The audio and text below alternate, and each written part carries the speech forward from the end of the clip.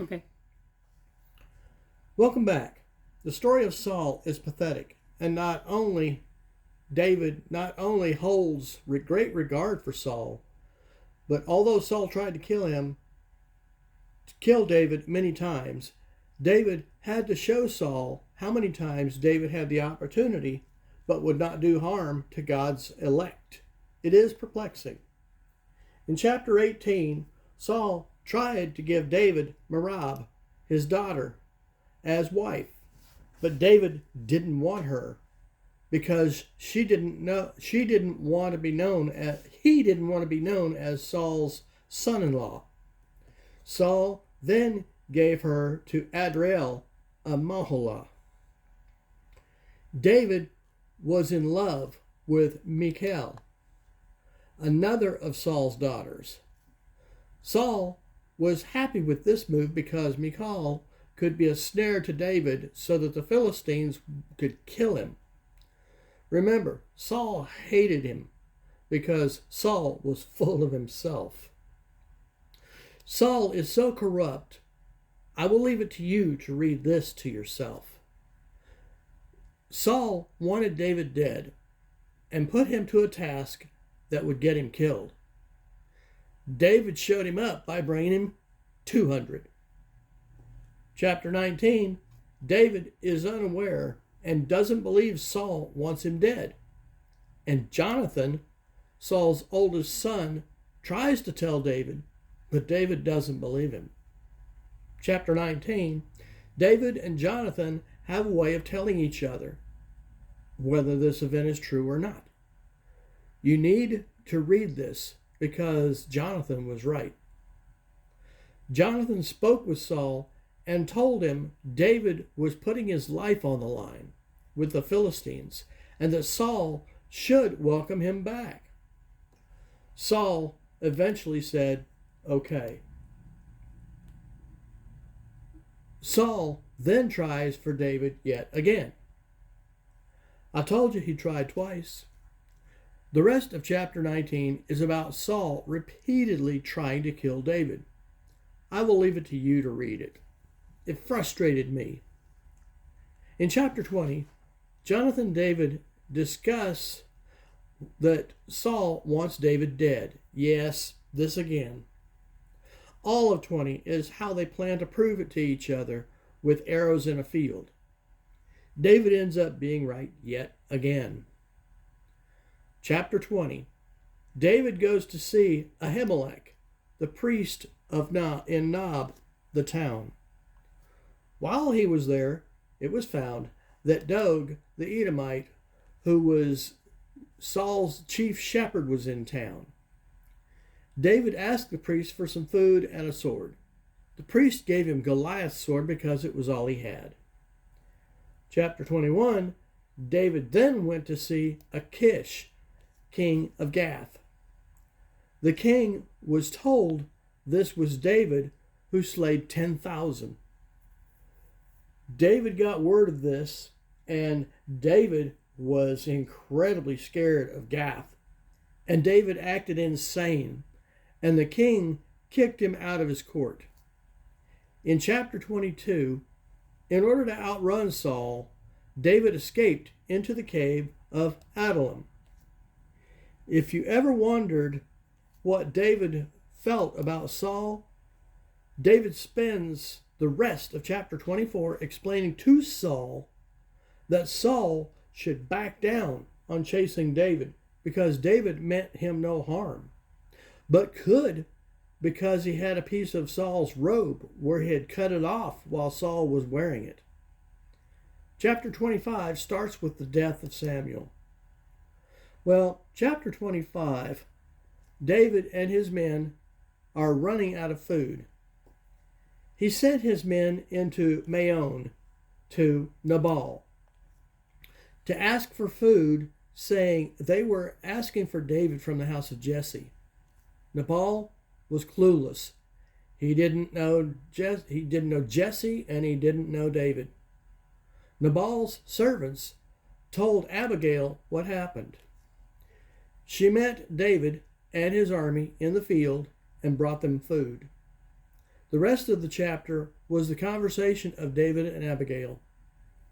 When Abigail went home, she found Nabal having a celebration and got absolutely drunk. She was not happy. No worries. Give to the needy, lend to God.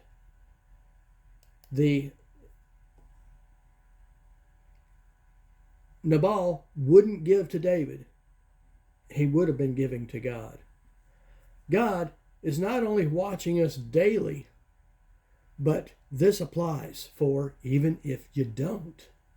Here is proof. David says, go get that girl. He is going to marry her. Dum, dum, da, dum. Excuse me. David, come on, stop it. All of chapter 26, Saul and David go back and forth about leaving each other alone. Again, now let's get this straight. David was no angel. He did this several times so that any remaining wouldn't be able to tell about him. God did the same previously, remember? In Shunem, Saul was about to go to war against the Philistines again, but was very afraid. He wanted to talk with Samuel, but Samuel was dead. He tried to inquire of the Lord, but God wouldn't answer. He then decided to use a medium. Chapter 28. When the woman summoned Samuel, she found the request was coming from Saul, and it scared her because Saul had banned all mediums to death. Saul asked her what she saw. Now for a pause.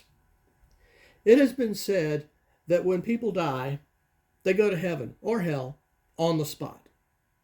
I have always said this isn't true, but found it hard for people to believe. Well, if Samuel was one of God's prophets and is dead at this time, then why did the medium say he was coming from inside the earth?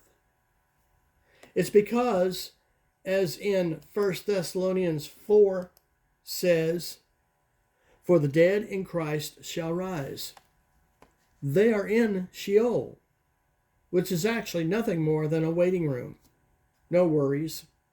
Not only it is just their spirit, but they have no pain. But they have no concept of time. Like waiting in a doctor's office with no magazine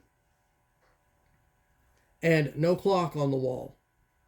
I don't mean to make light of this, but knowing this makes it easier to me with the passing of others in my life. My uncle, a pastor, passed away, and while others said he was in heaven finally, I just held my peace. Well, she tells Saul this old man is coming from the center of the earth. And here is where Samuel tells Saul it's the same thing I just told you. Chapter 29. I am going to say this with all honesty. Every time David goes to fight, he fights the Philistines. This whole chapter is about David joining the Philistines in battle. Why? In chapter 30, David and his men reached Ziklag and found it in ruins by the Amalekites. All women and children were gone. David is so distraught, he calls on Abiathar the priest. David requests the ephod. David then asks God if he should chase down the Amalekites. Pause for a second. If you ask God what you should do before you do it, your chances greatly increase on success. This also means that God could intervene on your part, and things will become much more in your favor. David knows this. God said, go get them.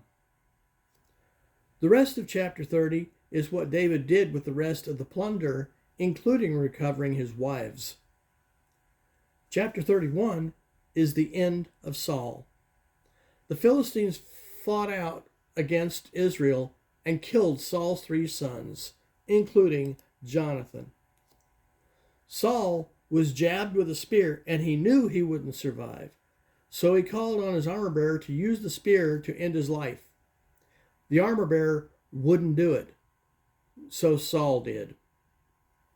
The Philistines then took off his head and his armor, and they put his armor in the temple of Ashtoreth and hung his body on the wall. Well, let's see.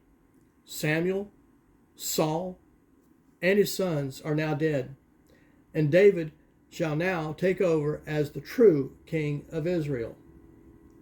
I guess I'll see you in 2 Samuel.